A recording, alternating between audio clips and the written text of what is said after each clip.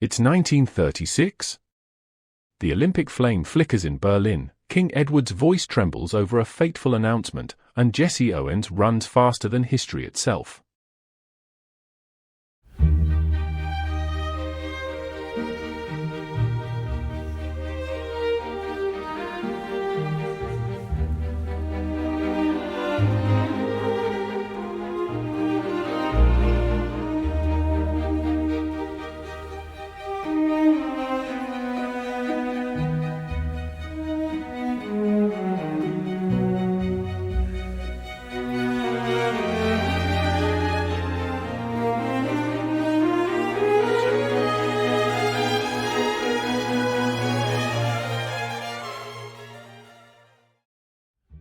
Welcome, dear dreamer. I'm Toro, your quiet guide through time. Tonight, we drift into the gentle currents of 1936, a year balanced between twilight and dawn. The world hums softly with anticipation. Airships cross silent skies, radios murmur evening news, and cinema lights glow like stars reflected in puddles after rain. The decade's heart beats steadily now, carrying both the weight of yesterday and the promise of tomorrow. In every corner of the world, people mend, build, sing, and hope, often unaware that history watches quietly from the wings. So let's settle into the hush of the past. Let the soft rustle of 1936 unfold like pages in a sleepy book, one where time moves slowly, and every sound feels like part of a lullaby. World events. The year 1936 begins with the scent of new beginnings and the faint echo of old storms. Around the globe, the world continues to recover, gently, cautiously, from the long shadow of the Great Depression. In the United States, Franklin D. Roosevelt stands for re-election. His voice, steady and warm, speaks to families gathered by their radios.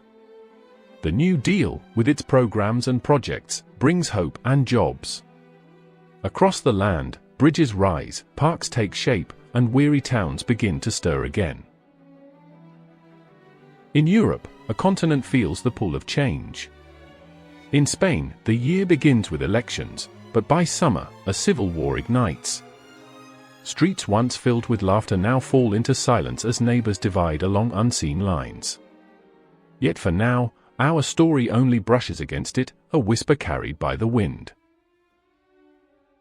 Across the Channel, Britain welcomes a new king, Edward VIII. After the passing of his father, George V. But before the year ends, Edward II will step away from the throne, surrendering a crown for love. The sound of his farewell, broadcast over the radio, fills living rooms with quiet disbelief. Far to the east, in China, rivers flood with terrible force, millions displaced, the countryside heavy with water and sorrow. Yet in cities like Shanghai, jazz clubs still play into the humid night, where silk dresses swirl beneath paper lanterns. And in Germany, the world's eyes turn toward the Berlin Olympics. The stadium gleams beneath summer skies, filled with flags and an uneasy mixture of pride and tension. Amid it all, a young man from Ohio, Jesse Owens, runs faster than prejudice, faster than fear, claiming for gold medals that make the world hold its breath. Elsewhere, Ethiopia fights desperately against Italian invasion as Emperor Haile Selassie appeals to the League of Nations for help. His words, calm and mournful, echo through Geneva, a warning that too few heed. And so, 1936 unfolds, not in thunder or triumph, but in the steady rhythm of people enduring, hoping, and carrying on. One story that shaped 1936. Of all that 1936 witnessed, one story lingers in quiet corners of memory, the abdication of King Edward VIII. He was young, handsome, and restless, a man born into duty but drawn toward love. When he met Wallis Simpson, an American woman of wit and charm, the newspapers began to murmur. Their photographs appeared in secret, their story unfolding like a forbidden novel. For months, The British press said little. But whispers grew louder until even children on London streets spoke of the king's heart. And then, in December, Edward addressed his nation. His voice was soft, weary, human. "I have found it impossible," he said, "to carry the heavy burden of responsibility and to discharge my duties as king without the help and support of the woman I love." For a moment, time itself seemed to pause. In homes across Britain, people listened in silence. The fire crackled. The kettle hummed. And history changed quietly, not with an explosion, but with a sigh. Edward left for exile, his brother took the throne as George VI, and the world turned the page, gently, reluctantly, but forward all the same. Daily life around the world. Beyond the headlines, life in 1936 flowed like a familiar melody. In cities, the days begin with the clatter of trams and the smell of fresh bread. Men in hats fold newspapers under their arms, women stroll to markets, basket swinging. Automobiles hum alongside bicycles, and children skip to school carrying tin lunch pails. In American towns, movie theaters glow each evening, 5 cents for a newsreel and a picture show. Modern Times, starring Charlie Chaplin, draws laughter and quiet reflection as the little tramp battles the age of machines. Across Europe, cafes fill with the aroma of coffee and conversation. In Paris, writers still haunt the left bank, while jazz floats out of basements like perfume. In Berlin, streetcars rattle past neat lines of Bauhaus buildings, and radios hum dance music that momentarily blurs the political air. In Asia, the rhythm of life continues its delicate balance between tradition and change. Tokyo streets sparkle with neon lights and new fashions, while villages remain timeless, kimonos drying in the wind, wooden sandals clicking softly against stones. In Africa, communities gather for evening storytelling beneath star-filled skies. In the Caribbean, calypso music drifts across harbors. And in Australia, workers sip tea under corrugated roofs as the long day fades into crimson dusk. In homes across the world, the scent of soap powder, kerosene lamps, and warm bread fills the air. Radios buzz softly with distant voices, the evening news, a violin solo, a comedy show. Everywhere, despite hardship or uncertainty, there is tenderness, mothers humming lullabies, lovers strolling through parks, friends laughing under streetlights. The everyday world of 1936 feels both distant and achingly familiar, a heartbeat, a breath, a quiet evening long ago. Science, inventions, and technology. In laboratories and workshops, curiosity hums like electricity. Alan Turing, a young mathematician in England, publishes a paper describing a machine that can think, or at least, follow logic like the human mind. Few understand it fully yet, but one day, his idea will shape the world. Elsewhere, scientists explore the skies. The sleek Spitfire aircraft takes its first flight, graceful, fast, and destined for legend. In America, engineers test new radar systems, sending invisible waves through the air, searching for echoes of the future.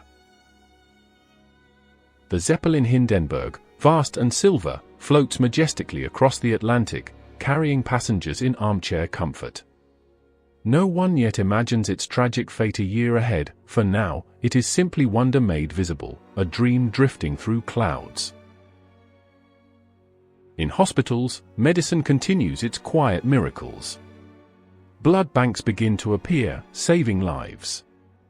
In households, the latest vacuum cleaners hum like pets, and refrigerators gleam like marvels of modern life. In the cities, neon signs blink above diners and theaters. In homes, rotary telephones connect distant voices. The world of 1936 is learning to move faster, shine brighter, and think deeper. Yet somehow, still pause each evening for a simple cup of tea. Culture and the arts. The arts of 1936 shimmer like candlelight reflected on glass, delicate, hopeful, and filled with longing. In cinemas, Fred Astaire and Ginger Rogers dance across polished floors, their movements effortless, their smiles a kind of poetry in motion. Swing time fills audiences with warmth.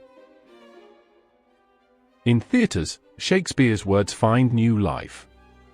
In Harlem, jazz flourishes, Count Basie, Billie Holiday, and Ella Fitzgerald filling smoky rooms with rhythm and soul.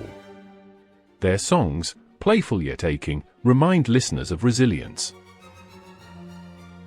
In art, Pablo Picasso and Salvador Dali twist dreams into shapes and colors. Surrealism blooms like an untamed garden. Writers too are restless. Margaret Mitchell finishes Gone with the Wind, soon to sweep the world with nostalgia and storm. Sports bring their own artistry. The Berlin Olympics capture the world's gaze. Jesse Owens' golden victories shine not only as records but as quiet defiance, proof that human grace can outpace hate. Across the world, culture feels alive and luminous, a lantern glowing against the encroaching night. Media and headlines. News in 1936 travels by paper, by radio, by rumor. Morning newspapers unfold at breakfast tables. King Edward abdicates, reads one, Roosevelt re-elected by landslide, another. In America, radio hosts become companions, steady voices through static. Families listen together, sipping cocoa, their imaginations filling in every unseen face. Magazines brim with ads for Coca-Cola, Kodak cameras, and new automobiles that promise freedom on four wheels. A loaf of bread costs about 8 cents, a movie ticket a dime. Meanwhile, comic strips bring laughter, Popeye, Dick Tracy, and Flash Gordon soaring through galaxies of ink. Newspapers mix world affairs with small joys, a record-breaking tomato harvest, a dog rescued from a storm drain, a girl winning a spelling bee. Even the headlines, though often serious, seem to hum with life, the story of a world in motion, halfway between hardship and hope. People born and people died this year. Every year welcomes new souls and says farewell to others, and 1936 is no different. Born this year are many who will one day shape music, science, and imagination. Mary Tyler Moore, radiant and kind, Burt Reynolds, with his future laughter and charm, Buddy Holly, whose songs will someday echo through jukeboxes, and Pope Francis, a humble boy in Buenos Aires who will one day speak softly to the world. Among those we lose in 1936 are Rudyard Kipling, whose words still whisper through time, if you can keep your head when all about you are losing theirs, and King George V, whose passing began the royal story that so defined the year. Each life, arriving or departing, adds its own note to the year's quiet melody. As 1936 fades, the world seems to stand at a crossroads, the lights of progress on one horizon, the shadows of unrest on the other. Yet in kitchens and living rooms, people think less of politics and more of simple hopes, the coming of spring, the comfort of family, the promise of better work. The air feels thick with waiting, not yet storm, not yet peace, only the stillness before change. Snow falls on the rooftops of London, the Seine glistens beneath winter lamps, trains rattle across the plains of America. Somewhere, a mother hums a lullaby, somewhere, a writer drafts the first line of a novel that will outlast empires. The calendar turns slowly toward 1937, and the world exhales. Another year lived, another year remembered. And so, dear listener, we leave the world of 1936 behind, its flickering cinemas, its radio hums, its small hopes glowing like candles in the dark. Thank you for drifting through history with me tonight. If this journey brought you calm, let the stars above be your applause, and, if you wish, Press like or subscribe so we may wander together again. Until then, may your dreams be calm, your sleep deep, and your tomorrow gentle.